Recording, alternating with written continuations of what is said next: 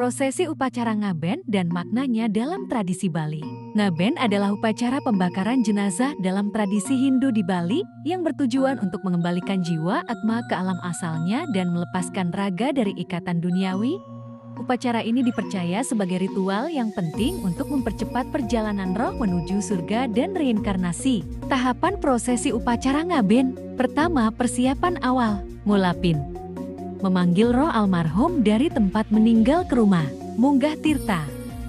Mengambil air suci dari pura untuk penyucian, pembangunan bade dan lembu. Bade adalah menara jenazah, dan lembu, sapi atau singa adalah wadah pembakaran, tergantung kasta dan tradisi lokal. Kedua, ngelinggihan sang atma.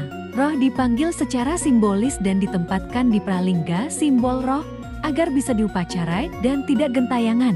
Ketiga, prosesi pengusungan bade. Jenazah dibawa ke tempat pembakaran dengan diarak menggunakan bade secara meriah dan spiritual. Jalan menuju kuburan diputar-putar agar roh tidak kembali. Keempat, pembakaran ngaben. Jenazah dibakar dalam lembu atau wadah yang disiapkan. Api dianggap sakral untuk melepaskan roh dari keterikatan duniawi. Kelima, nganyut dan ngeseng. Abu jenazah dihanyutkan ke laut atau sungai sebagai simbol pengembalian unsur ke alam. Ngeseng adalah penyucian terakhir setelah pembakaran. Keenam, mekelut dan memukur bila dilakukan.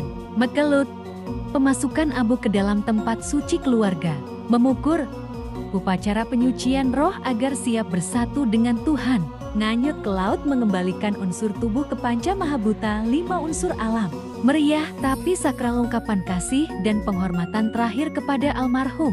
Ngaben bukan sekadar pembakaran jenazah, tetapi merupakan ritual spiritual penuh makna yang mencerminkan keyakinan orang Bali akan siklus kelahiran, kematian, dan kelahiran kembali.